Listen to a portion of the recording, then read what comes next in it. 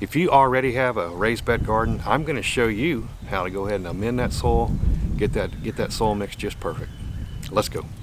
Hey guys, this is Daryl, Louisiana Simple Living, back out in the garden.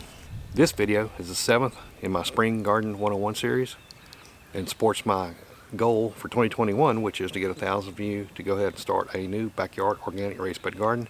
And look, if you already got a raised bed, fine. This video is going to show you how to amend that soil and get it ready for the spring planting. In the 4th video, we actually went through and built a brand new 4x5 raised bed. And then I showed you the different soil mix, the Mulch mix that we like to use that gets that raised bed ready for planting. In the 7th video of this series, we're going to talk about what it takes to amend your soil in an existing raised bed. I'll also go ahead and give you an update on the seeds that we direct sowed. We'll take a look at those and how they survive through what I call the great freeze. We'll also take a look at the seeds we sowed inside and actually show you how we go about putting some really weak strength organic fertilizer to give them a little boost. Alright, go ahead and subscribe, ring the notification bell, and like this video. I don't want you to miss any of the content in our Spring Garden 101 along with all my other videos on the channel. Alright, well, let's get started. Alright, in episode 4 of this series, I did talk about when we built a new raised bed. We covered all the components that go into Mulch mix, which is an incredible proven soil mix for your raised bed. But not everybody has a new raised bed. Even somebody who may just built one may have an existing one, and whether you have produce in it right now from the winter you getting ready to take out, or you haven't used it over the winter, maybe used it last spring or summer, we need to go ahead and amend that soil, give it all the nutrients, the things that it needs to give you the best chance of having success in your spring garden. Alright, so let's talk about how we're going to go about getting that soil ready in your new raised bed. And so what we're going to do is we're going to take some organic components and we're going to add it to your raised bed. You know, we're talking to help make sure your soil stays friable, loose. There's no tilling, none of that. We'll end up doing some mixing of the top, but you're not going to get a tiller in there and you're not going to do all that, so that's not necessary. You want to make sure it retains water as it needs to. The vermiculite is something that goes in there, and the sphagnum peat moss. That retains moisture, but once it gets full up, it allows it to drain off. So it's a really good part of the mix.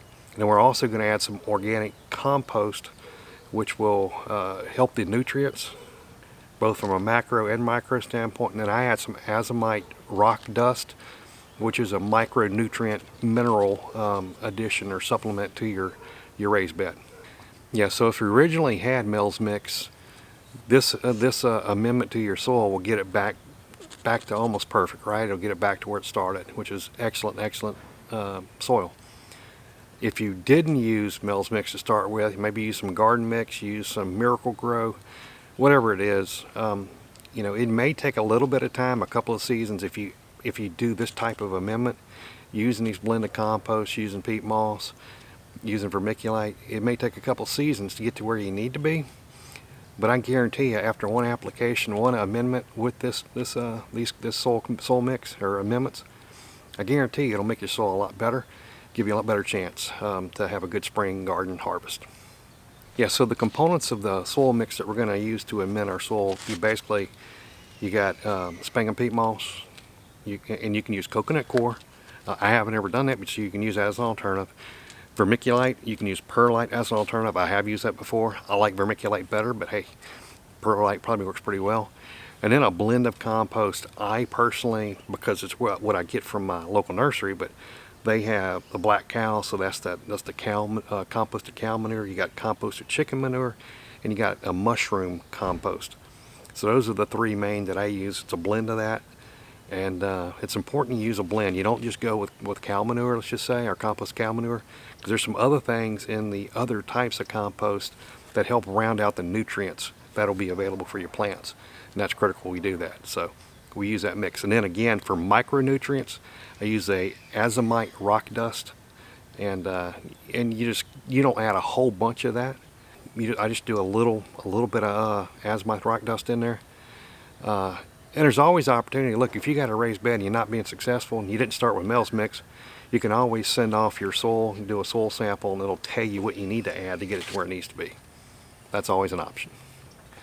Alright, so what I'll do is I actually take those different components of the soil mix for the amendments I'll add in a layer, add another layer, and just add all that on top.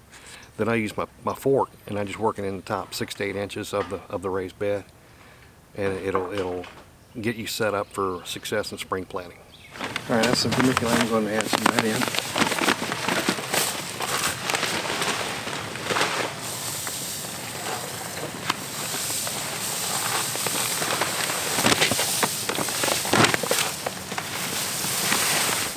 Alright, so I got about a 20-foot section. I'm going to do about half of it, use a whole bag of each of the compost and about half of that.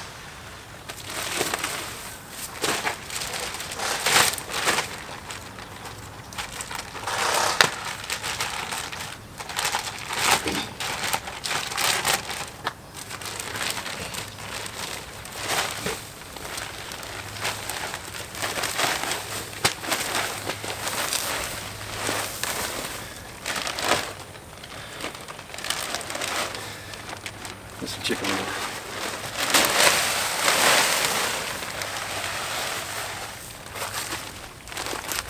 Alright, this is my peat moss. I'm going to add some of this one.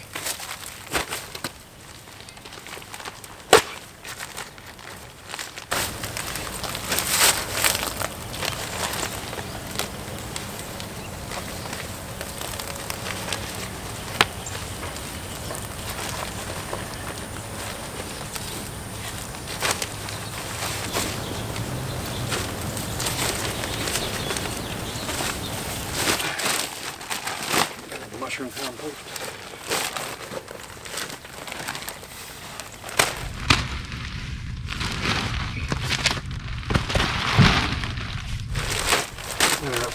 Cow compost.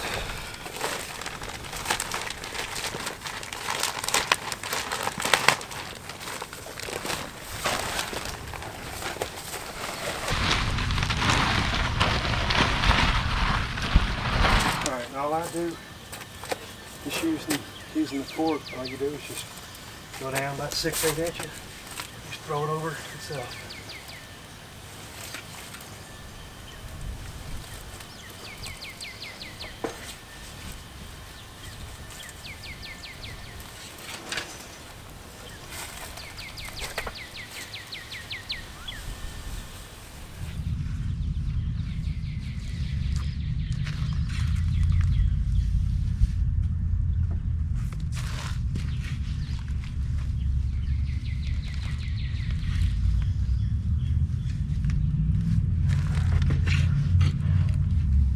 And that's it.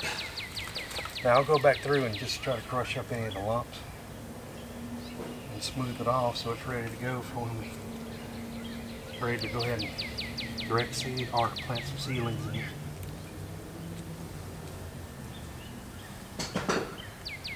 Now I'm gonna have some corn back here, but again, all I want to do is crush everything up good because we want this soil loose and friable. That's where these earthworms help us out too. They help keep it loose and friable, right? All right, I'm good with that section there. I started this raised bed out with Mel's mix, so adding that same thing in, I know I've got the absolute best, optimal, excellent soil that I can have. If the plants don't do well or die in here, I got to figure out why, because it ain't because of the soil.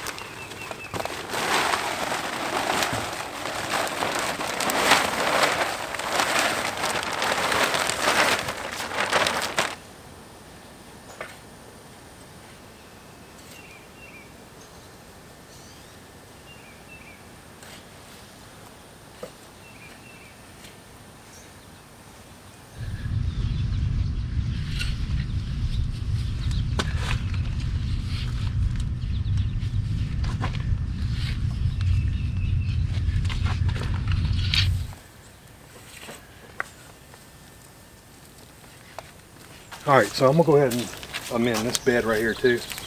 You can tell I've went ahead and put the leaves and the pine straw and the mulch on top of it a couple months ago. I'm going to go ahead and dig that in, add the amendments just like I had. So whether you got a mulch on it or not, incorporate that mulch into the soil.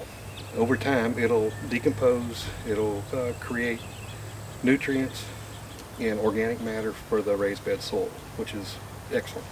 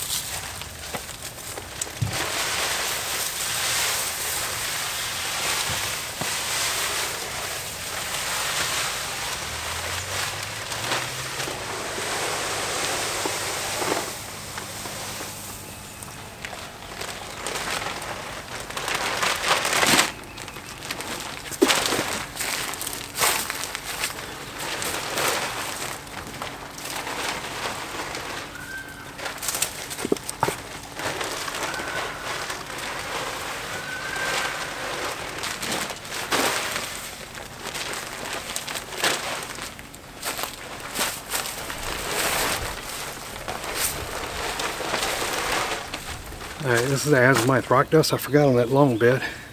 Don't want to forget this, this is important. So just sprinkle some in, don't have to be a whole bunch.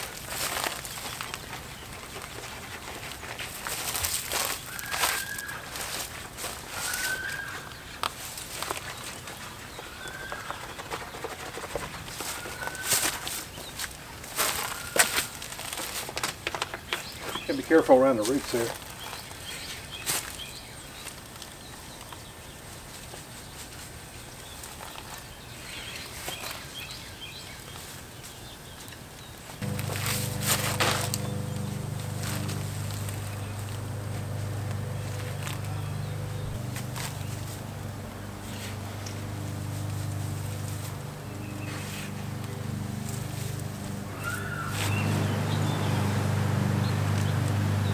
Now, if you got some pine straw in here, conventional wisdom is, man, it'll make the soil real acidic.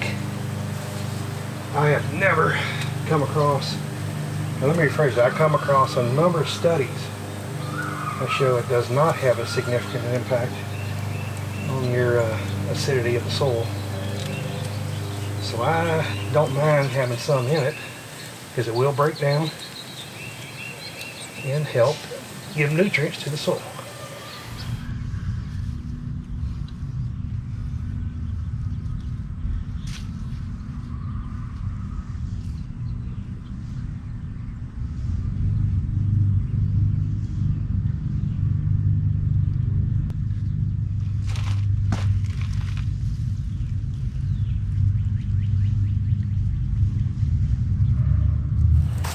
Alright, so I did forget to put the rock dust in here. Let's do that.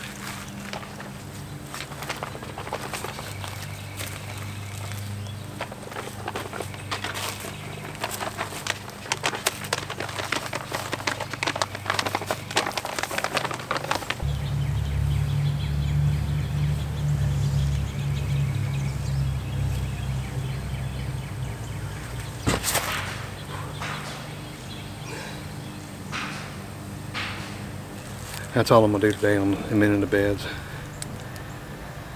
Got other stuff I got to do today. What we're also going to do is go check the direct sow plants, or seeds, in our new 4x5 bed. We'll also look indoors, take a look at our indoor seeds that we sowed. Now, I've talked earlier about the big freeze. We had 4 to 5 days of temperatures below freezing, which is very unusual for here. It got down and there was a hard freeze, so it was 14-15 degrees for many hours. So we're going to check and see, make sure the seedlings that are coming up did okay. So let's go check the new bed. Alright, so we'll go ahead and take a look at all the seeds that we direct sowed. There's your Butter King lettuce, coming up pretty good. Your purple plum radish. Some Merlot lettuce. You can kind of see it right here, right here, right here. So it's starting to come in. This is your white hailstone radish. You can see them in. Now my carrots still have not come up yet. It takes a little bit longer for carrots to come up. And the cold was, I mean, it was, the beds were extremely cold, so germination time maybe a little extended or delayed. Not worried about it yet. These are the beans, the painted pony beans. This is a bush bean, not coming up yet. Both of those. This is a Haditsa shield figure bean. It has not started coming up yet. Those are the ones I planted last weekend. And these are sugar snap peas. These are not up yet. Pretty cold. That's why they haven't come up yet. But I'm happy with it. On all the ones, on all the seedlings that are up, the great freeze did not seem to affect them. So that's all a good thing. Yeah, I will say, just as a reminder, how important it is not to jump the gun too early on your last freeze date. Yeah, because we're looking at, you know, I guess episode 1 we talked about where I'm at. According to one of the charts, the 7th of March, there was a 30% probability we could still have a freeze or a frost. So that's only, what, a couple weeks away. Had we kind of not worried about that last freeze date, we went ahead and put some of these plants out. The ones we planted were based on, you know, good understanding of they could go ahead and be planted out and a freeze would not hurt them. But had we jumped the gun and not did our research and figure out when our last freeze date is for our particular zone, if we had put out a tomato or put out a pepper, they'd be dead right now because of the freeze. So just a reminder that we got to kind of pay attention to the science that is available to us, the resources that are available to us, to make sure we don't take too many chances and end up having a lot of effort and thought put into growing something, a seedling, and we kill it before it basically gets a chance to even grow. So just a reminder. All right, so now that we looked at the direct sowed seeds out in the 4x5 raised bed, let's walk inside. Let's take a look at the seeds that we sowed indoors. All right, so we went inside. I was going to kind of show you how the seeds that were germinated inside and the seedlings are growing. Some are growing quite well, to the point that I'm probably, by next weekend, we'll need to go ahead and move some of them into some individual pots to allow their root system to grow a little bit bigger, you know, prior to planting them actually outside, which will be after, somewhere probably between March 7th and March 14th, somewhere in that time frame. We'll look at the last freeze date. We'll look at the actual forecast and try to make a, you know, educated determination of when we can put them out safely and there won't be a frost or a freeze. All right, if I take a look at this, is a Amish paste tomato. This is just kind of a little round leaf. Okay, so this is what the leaves look like when they first come up. Then you have the good old traditional tomato looking leaf. Okay, so once they get two good real leaves, you can go ahead and apply a little bit of fertilizer if they need it. I think we probably need to go ahead and do that a little bit on some of them, on some of the bigger ones. This is what I'm going to use. This is just a fish and seaweed fertilizer, a 231 on the NPK chart. Very low dose of organic fertilizer. And I'm going to mix that in with my spray bottle. And of course you see the dog too. But I'm going to mix that in with the spray bottle and just go ahead and apply a little bit of that to the plants, give them a little boost. Now I'm going to go ahead and give a few little shots down at the base. Now what I'm going to end up doing is I'm going to transfer some of these to a bigger pot. I got another grow light that I can put them under. I'm not trying to overdo it. I just want to give it a little bit of a boost. Alright, got everything fertilized with the real low strength Neptune fish and seaweed fertilizer. It sure does a good job on these plants. We're going to see a boost.